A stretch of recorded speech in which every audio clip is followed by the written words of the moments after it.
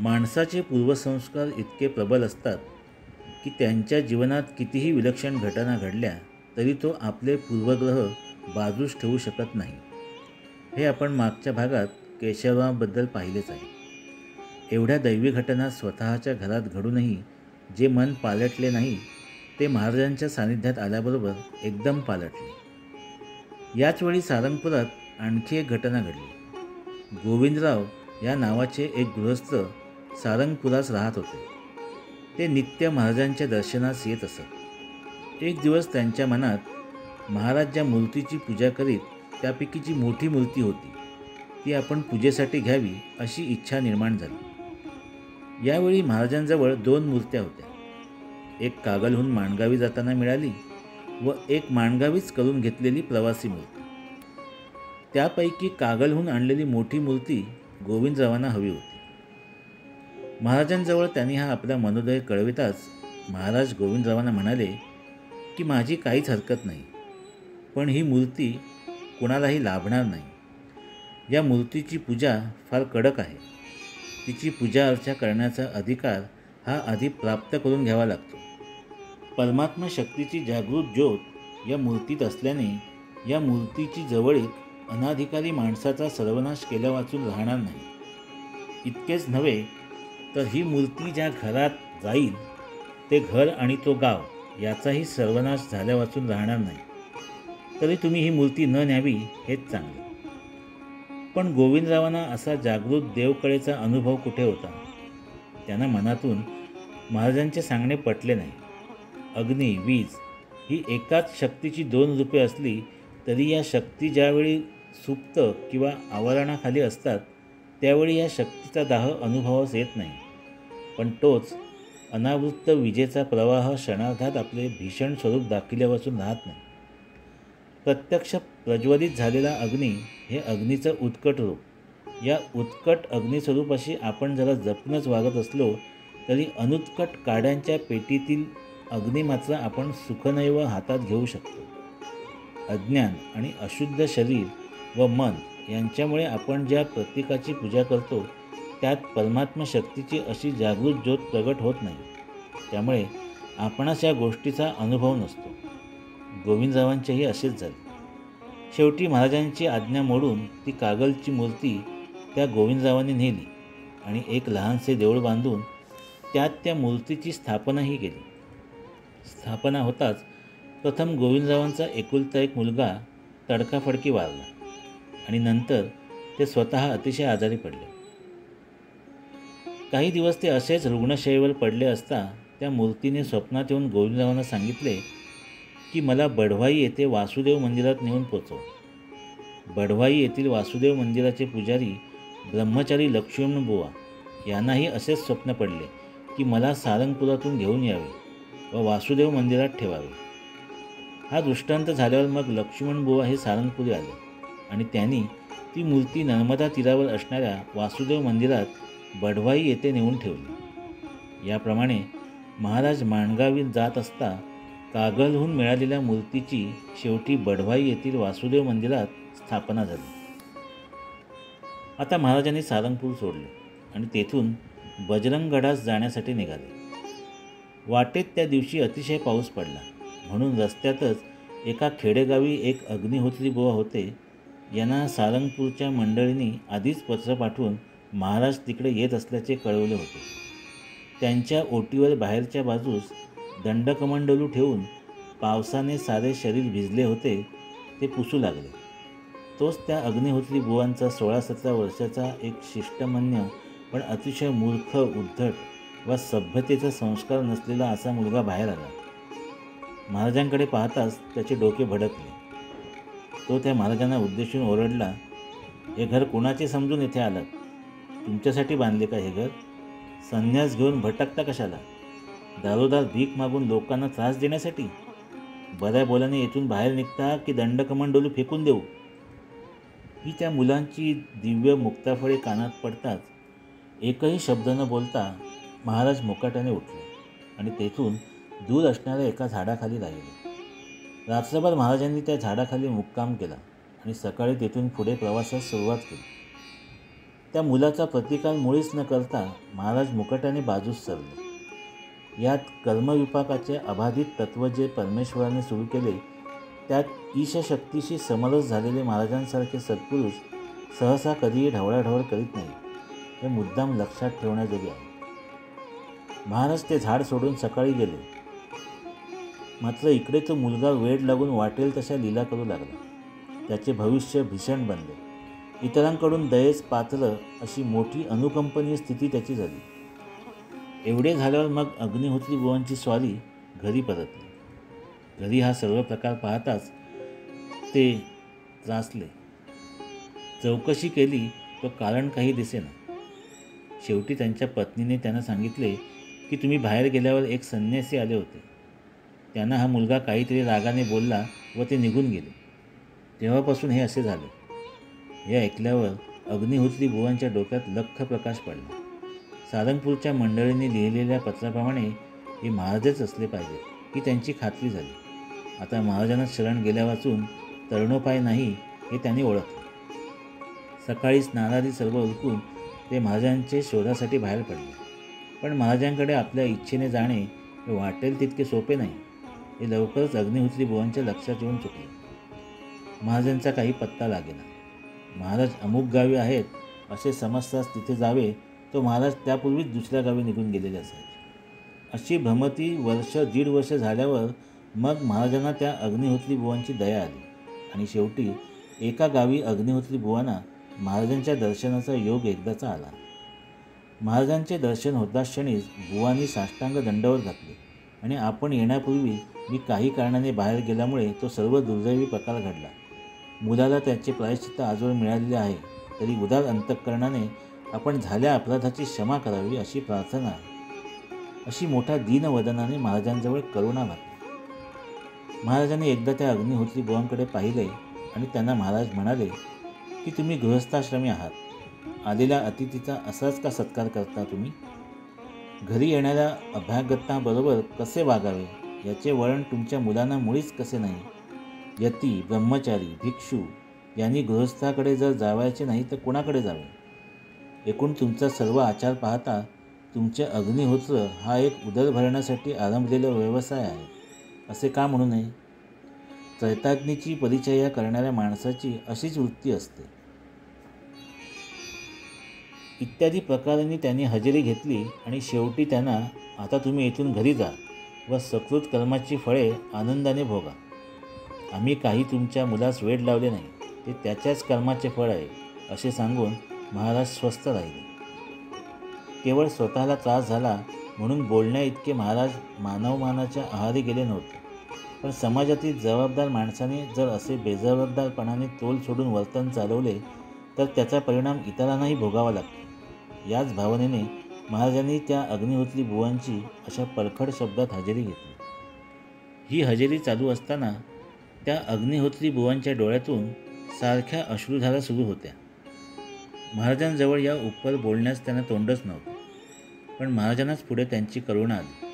ते म्हणाले, अग्निहोत्री बुवा हा अंगारा घ्या आणि तो आपल्या चिरंजीवांना द्या.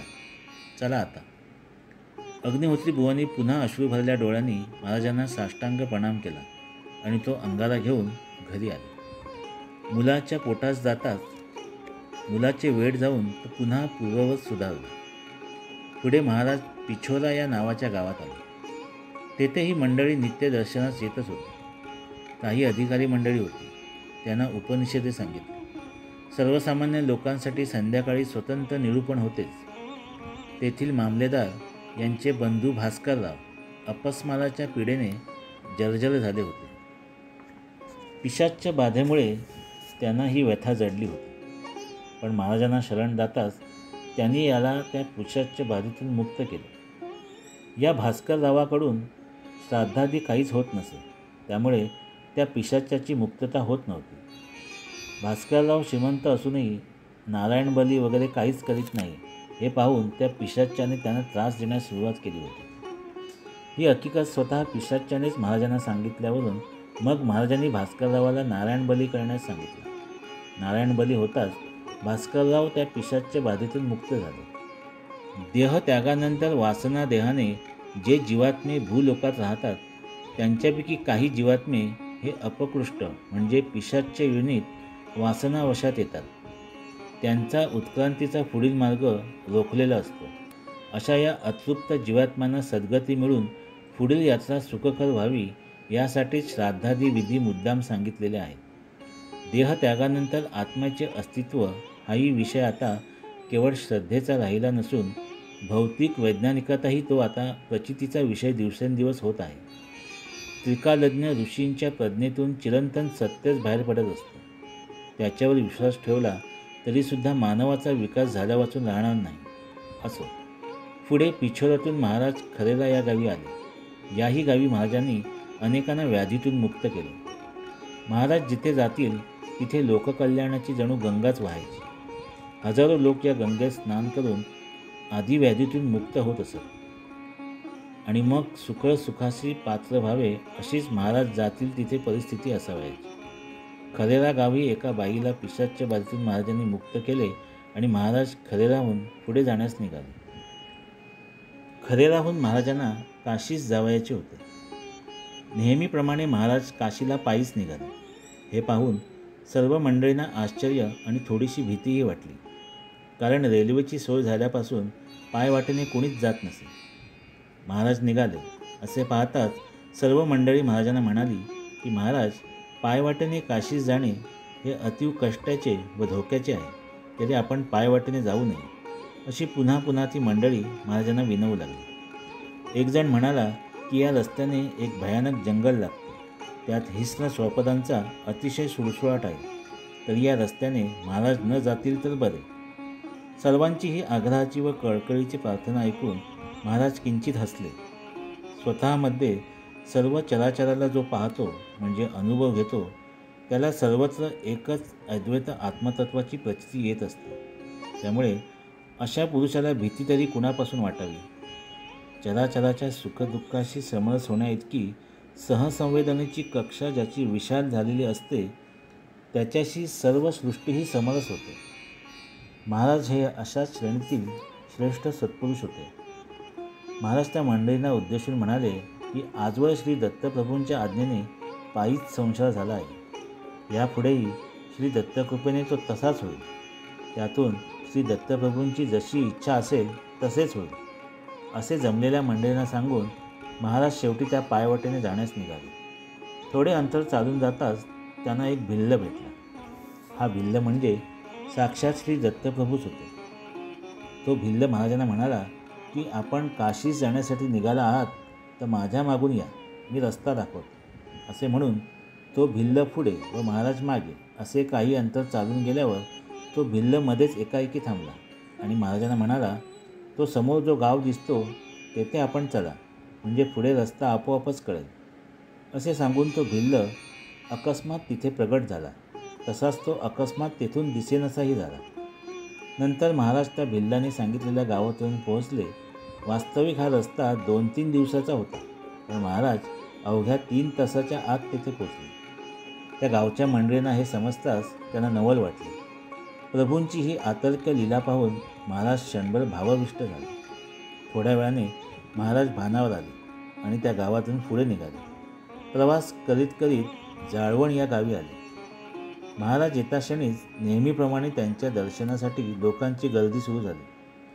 महाराजांचा नित्याचा कार्यक्रमही सुरू झाला. जिज्ञासू आणि अधिकारी मंडळींना उपनिषदे सांगण्याचा क्रम येतही होता. याच मुक्कामात महाराज असताना दासनवमीचा उत्सव आला. गुरुस्वामीचा समर्थ संप्रदाय लक्षात घेऊन महाराजांनी आज दासबोधावर विवेचन करावे असे ठरले. रोज रात्री वेदांत विषय सोप्या पद्धतीने सांगण्याचे काम चालू होते. महाराजांची रसाळ वाणी आणि अत्यंत मुद्देसूद प्रतिपादन यामुळे महाराजांच्या प्रवचनाला विद्वान, पंडित इत्यादी सर्व लोकांची गर्दी नेहमीच होत असे. महाराज एकदा बोलू लागले की लहानशी टाचणी पडली तरी आवाज ऐकू येत असे. इतकी शांतता क्षणार्धात निर्माण होत असे. आज दासनवमीच्या प्रसंगाने दासबोधावर महाराज बोलणार आहेत हे त्यांच्या प्रवचनास येणाऱ्या एका संस्कृत संस्कृतबुवांना आवडले नाही. दासबोधावर महाराजांनी बोलावे इतका काही तो ग्रंथ श्रेष्ठ नाही. तो प्राकृत ग्रंथ फार तर संस्कृत न समजणाऱ्या लोकांनी वाचावा हे त्यांचे प्रामाणिक मत होते. पण हे मत महाराजांसमोर मात्र मांडण्याचे त्यांना धैर्य झाले नाही. नित्याप्रमाणे महाराजांनी प्रवचनास सुरुवात केली. दासबोधावरच प्रवचन सुरू झाले. सर्वज्ञ महाराजांना शास्त्रीबुवाच्या मनातील विचारतरंग कळण्यास मुळीच वेळ लागला नाही. प्रवचनात प्रसंगाने एका वेदवाक्याचा अर्थ सांगून झाल्यावर त्याच अर्थाचे विवरण दासबोधातील एक ओवी घेऊन गेले. त्या दिवशी संत आणि त्यांचे वाङ्मय यांच्यासंबंधी इतके उत्कृष्ट विवेचन महाराजांनी केले की सर्व लोक ते ऐकून स्तिमितच झाले. संत वाङ्मयाबद्दल महाराजांना किती आदर व पूज्यभाव वाटतो हे त्या दिवशी प्रथमच लोकांच्या निदर्शनास आले. उपरोक्त शास्त्रीबुवांचे मत आता एकदम पालटले. दासबोधात किती सामर्थ्य आहे याची प्रचिती त्यांना आली. अशी ही ओजस्वी आणि प्रभावी व पाषाणातही स्फुरण निर्माण करणारी संतांची आणि समर्थांची वाणी आपण उगाच आजवर उपेक्षिली याबद्दल त्यांना खंत वाटू लागली. शास्त्रीबुवा थोडे खिन्न झाले. नंतर महाराजांनी त्यांना जवळ बोलावून घेतले आणि त्यांना संत वाङ्मयाने केवढा लोकोपकार केला आहे याचे थोडक्यात दिग्दर्शन केले. कलियुगात आचारधर्माची पाळणूक यथाशास्त्र होत नसल्यामुळे मंत्र वगैरे आज उपयोगी पडत नाही. पण अशावेळी संतांचे वाङ्मय मात्र उपयोगी पडते. धर्मापासून दूर होणाऱ्या लोकांना संतवाणीनेच एकत्र आणले हे विसरून कसे चालेल.